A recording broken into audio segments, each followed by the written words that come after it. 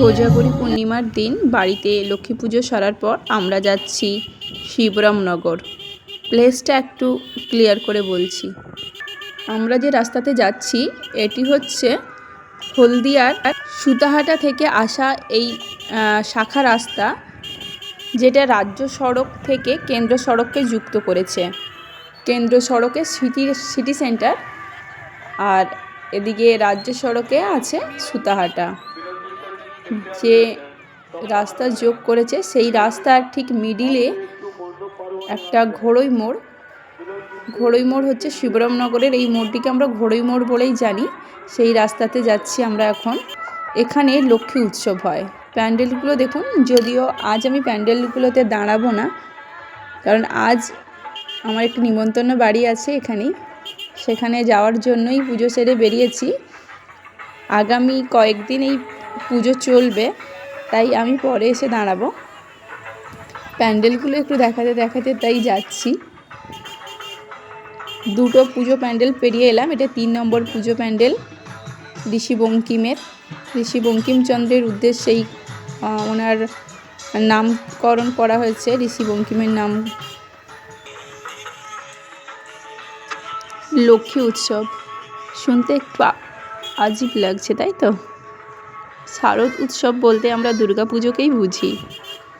আর দুর্গা মায়ের বিসর্জনের পর সবার মনটা ভারাক্রান্ত হয়ে পড়ে, কিন্তু আমরা হলদিয়াবাসী বা এই এলাকার যারা মানুষজন আছে, শিবরামনগর যে এলাকা আছে হলদিয়ার, এদের আনন্দটা লক্ষ্মী পুজোর পরেও থেকে যায়, লক্ষ্মী পুজো পর্যন্ত।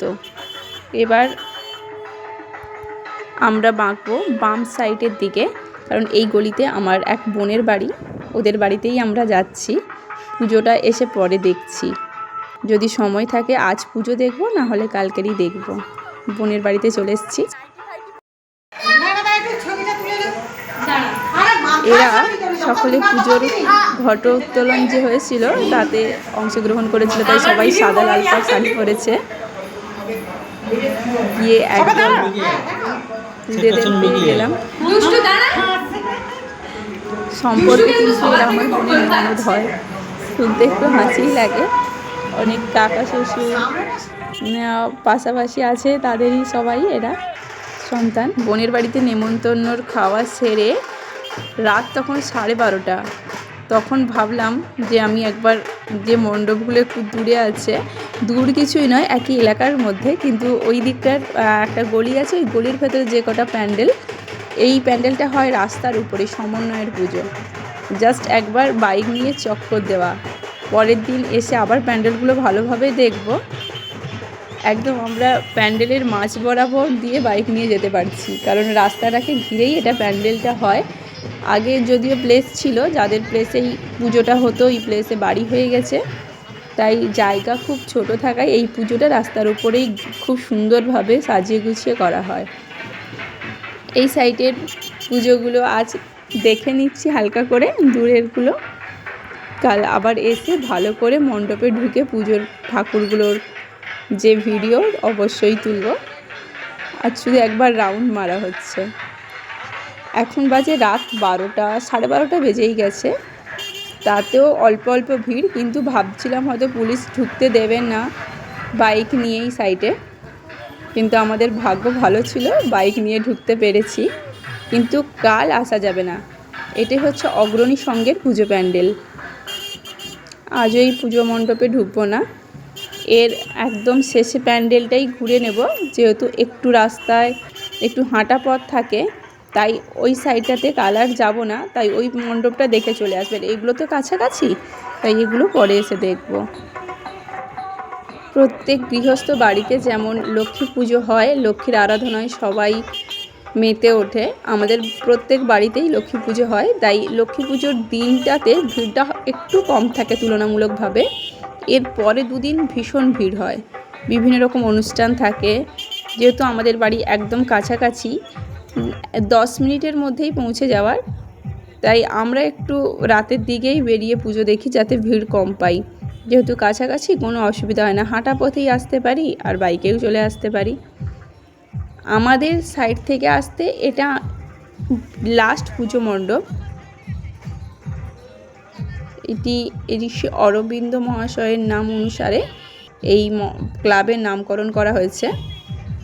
এই মণ্ডপটা দেখার পরেই আমরা বাড়ি ফিরবো সোজা, বাইক নিয়ে আর কোথাও দাঁড়াবো না। আর বাইকে যেতে যেতে যেটুকু দেখা যায় সেটুকুই দেখব। এবারের প্রতিমা খুব সুন্দর হয়েছে, প্রত্যেকবারেই সুন্দর হয়, কিন্তু এর ব্যাকগ্রাউন্ডে যে সব কাজগুলো করা হয়েছে, সাইডে যে কাজগুলো করা হয়েছে, তার জন্য ভীষণ সুন্দর লাগছিল।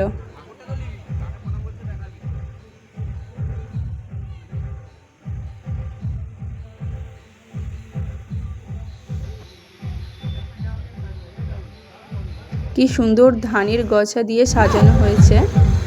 এখানে এসে দেখছি পুজো সবে শেষ হয়েছে, তাই সবাই পঞ্চামৃত নিচ্ছে। আমরাও সুযোগ পেয়ে গেলাম পঞ্চামৃত নেওয়ার। এই মণ্ডপটা দেখে আবারও আমরা ফিরে আসছি সেই একই রাস্তায় যেটা দেখেছিলাম অগ্রণী সংঘের মণ্ডপ। যদিও ভেতরটাতে আজ ঢুকবই না, কারণ অনেক রাত হয়ে গেছে, বাড়ি ফিরতে হবে। বেকার রাত করে লাভ নেই, যেহেতু কাছাকাছি, পরের দিন তো আসবই। ওই রাস্তাতে আবার ঘুরে আসছি। এটি সমন্বয়ের পুজো, যেটা দেখিয়ে গিয়েছিলাম। এটা ওই সাইড থেকে ঢুকলে কেমন লাগছে সেটি আরেকবার তুলছি, রাস্তাকে ঘিরে যে প্যান্ডেলটা হয়েছে।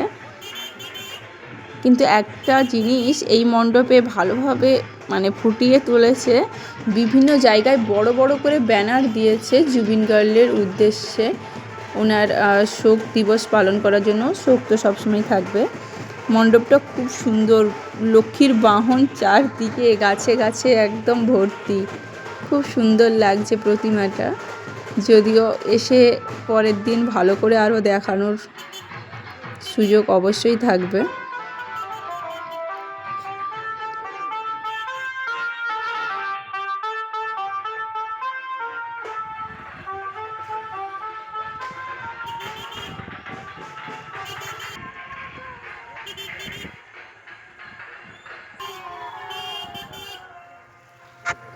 এই গলিতে এই পুজোগুলোই হয়।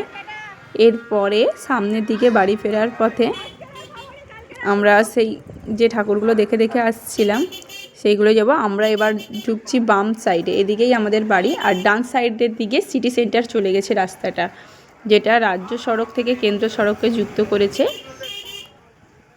যেহেতু কালকেও বোনের বাড়িতে খাওয়া দাওয়ার নিমন্ত্রণ আছে, অবশ্যই আসতে হবে, তাই আজ আর কোনো মণ্ডপই আমরা নেমে দেখলাম না। এই দেখুন, ম্যাডামও কানের জিনিস কিনছেন, ডিউটি চলাকালীন, ডিউটি এখন চাপ নেই তো। এটা বিনয়ী সংঘের পুজো মণ্ডপ। অন্য সাইড থেকে ঢুকেছি আর অন্য সাইড থেকে বেরিয়ে আসার পথে এই মণ্ডপগুলো দেখে আসছি। আমার বোনের গলিটা যেটাই আমি ঢুকেছিলাম, এই ঠিক ডান সাইড থেকেই আমি আসার পথে ঢুকে গিয়েছিলাম। এই পুকুরের পাড় দিয়ে এই গলিটা ধরে আমি ঢুকে গিয়েছিলাম। সোজা পথে যাওয়ার সময় এই পথেই গেছিলাম। রাত 12:30টার পরেও কত ভিড়। যদিও পুজোর দিনে ভিড়টা কম থাকে, আগেই বলেছি, কারণ সবার বাড়িতেই তো পুজো থাকে। পুজো সেরে সবাই আসতে চায় না, যেহেতু প্যান্ডেল থাকবে, তাই আর পুজো সেরে ক্লান্ত শরীরে না আসাই ভালো। খাওয়া দাওয়ারও ঝামেলা থাকে, খাওয়া দাওয়াও যাবে না, সেদিন উপোস থাকে, তাই পুজোর পরের দুদিন ভিড় হয়। এটি ঋষি বঙ্কিমের ক্লাবটা, ঋষি বঙ্কিমচন্দ্রের নাম অনুসারে করা।